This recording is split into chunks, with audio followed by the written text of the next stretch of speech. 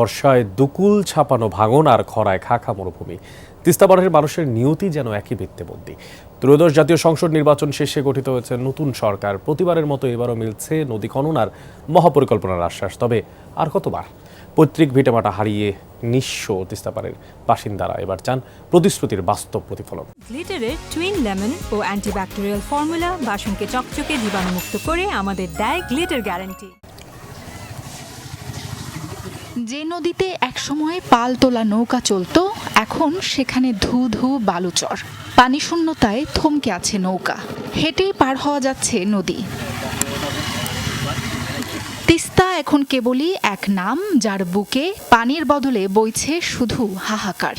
যার জীবন্ত প্রতিচ্ছবি লালমনিরহাটের ৭০ বছর বয়সী দুলি বেগম। স্বামী হারিয়েছেন অনেক আগে। রাক্ষসে তিস্তা এ পর্যন্ত ৮ বার তার সাজানো সংসার কেড়ে নিয়েছে।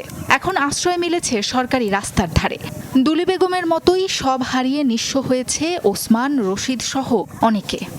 আসলে তো বাড়ি ছিল, এলা বাড়ি হয়েছে আনন্দবাজার নিয়েছি, কয়েকবার 8 বার বাড়ি ভাঙছি।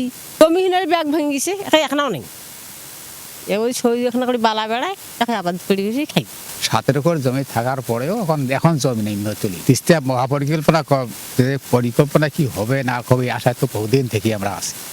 সদ্য সমাপ্ত নির্বাচনে সংসদ সদস্য পদ প্রার্থীদের মুখে ছিল তিস্তা মহাপরিকল্পনা আর নদী খননের প্রতিশ্রুতি। প্রতিবারই ভোটের আগে এমন আশ্বাসের জোয়ার দেখা যায়। এরপরও প্রত্যাশা পূরণের আশায় ভোটও দিয়েছেন তিস্তাপাড়ের বাসিন্দারা। তারা জানান, আর কোনো কাগজে পরিকল্পনা বা মৌখিক আশ্বাস চান না।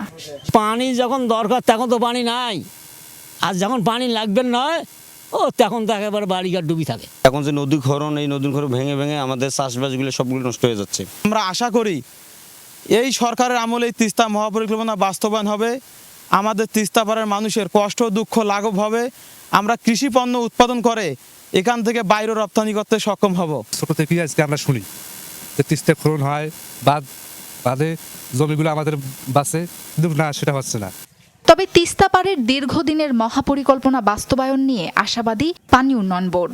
যখন এই বিশাল আকারের প্রকল্প বাস্তবায়িত হবে, আমাদের দুই পাশে প্রোটেক্টিভ হবে, খনন হবে, আমরা তখন সব সময় তিস্তা নদীতে পানি পাবো এবং কোনো ধরনের ভাঙন থাকবে না।